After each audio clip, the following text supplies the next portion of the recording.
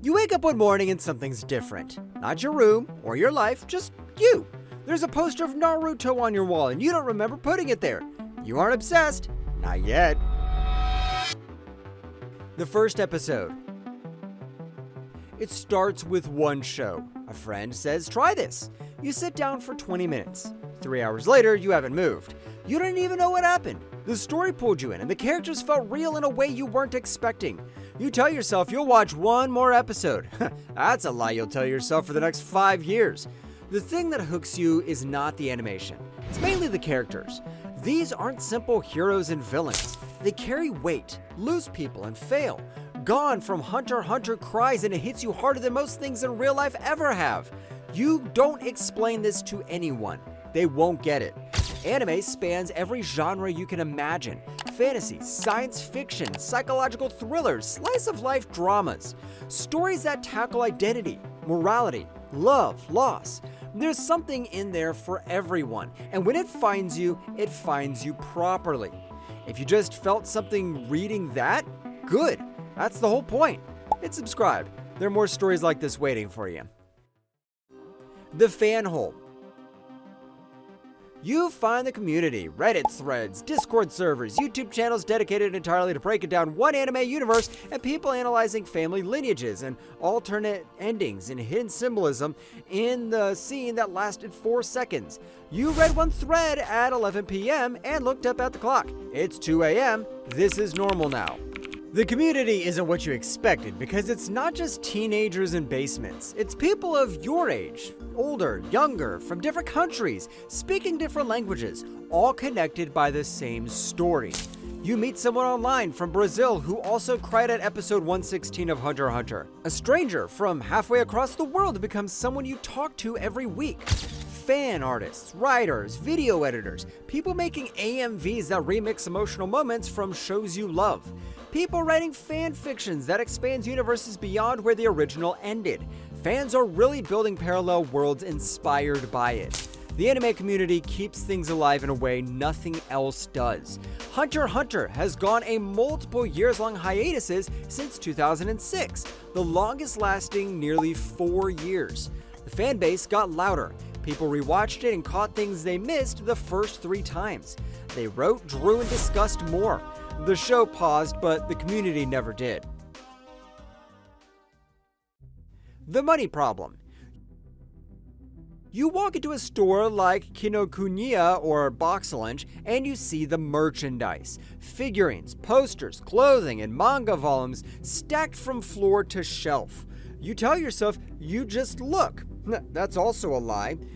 Anime conventions like Fanime Con in California or Fantasy Basel in Switzerland exist.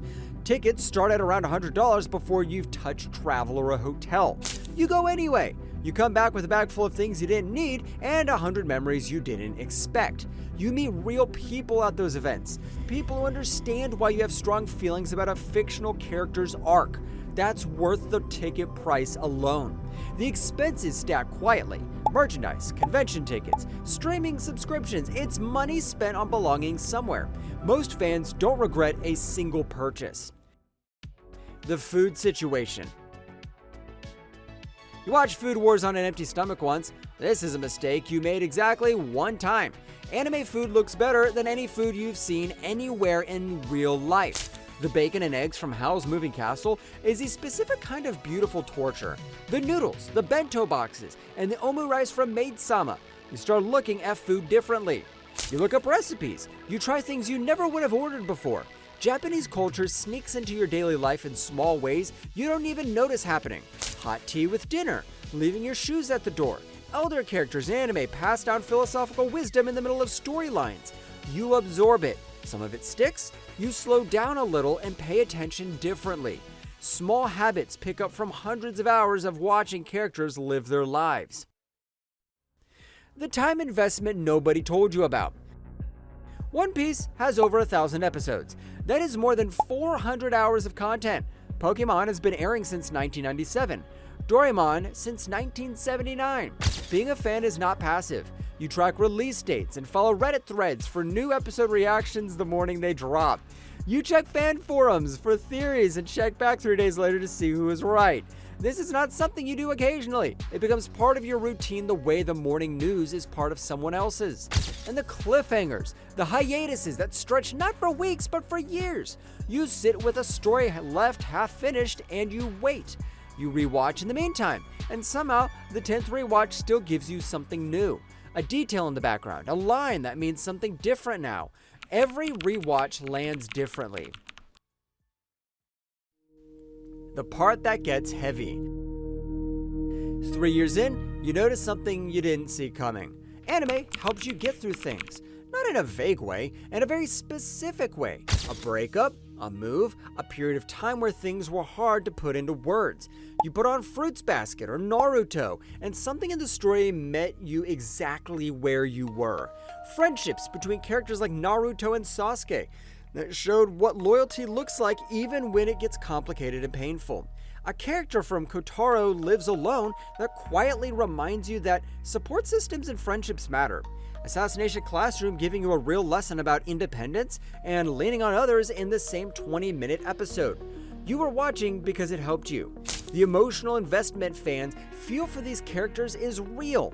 It's not embarrassing or childish, it's empathy, being human, and those feelings carry over into how you handle your actual life.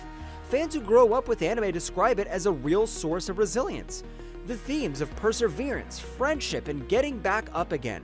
You carry those with you. The identity shift. You start to notice something about how anime fans carry themselves. There's a confidence in this community that surprised you early on. People at conventions in elaborate costumes they spent months building. Cosplay is more than just dress up. It's craftsmanship, performance, stepping into a character completely and seeing what it feels like. Some people turn it into a profession. Most people do it because it's the most creative thing they've ever done. For younger fans especially, anime plays a real role in figuring out who you are. The variety of characters is unlike anything else in the media. Protagonists who are awkward, anti-heroes with real moral complexity, characters who challenge gender norms, characters who fall and come back. You see yourself somewhere in that range, and when you do, it matters more than you'd expect. The unrealistic expectations problem. Anime sets a standard that real life simply does not meet. Characters in shows like Fruits Basket start completely broken and become better versions of themselves. Relationships that were harmful repair themselves fully. Love interests are supernatural beings or come from wealthy families with layered emotional backstories. You know this isn't real. You know Tomoe from Kamisama Kiss is a literal supernatural fox. You know real people don't transform in a 24-episode arc, and yet the bar is set somewhere up there. Real life keeps living down here. Most anime fans are fully aware of this and consider it part of the deal. You didn't choose this. You watched one episode. Then you were inside a community that spans every country on Earth. You were buying figurines at midnight. You were crying at animated characters and learning to cook Japanese food and tracking hiatus schedules like a part-time job. You tell yourself you are not that deep into it. That's the third lie you've told yourself since this whole thing started. You're an anime fan now. It costs time, money, sleep, and sometimes your emotional stability at 2 a.m. And you wouldn't trade it. Because somewhere in all of it, in the communities, the stories, the conventions, the rewatches, the fan art, and the Discord threads, and the people from Brazil who get it, you found something that made life feel bigger and less lonely. That's what it means to wake up as an anime fan. A person whose life got quietly and permanently changed by stories told through animation. And that's not a small thing. If you made it this far, you're already one of us. Like this video so more people find it. Subscribe so you don't miss the next one. I'll see you in the next one.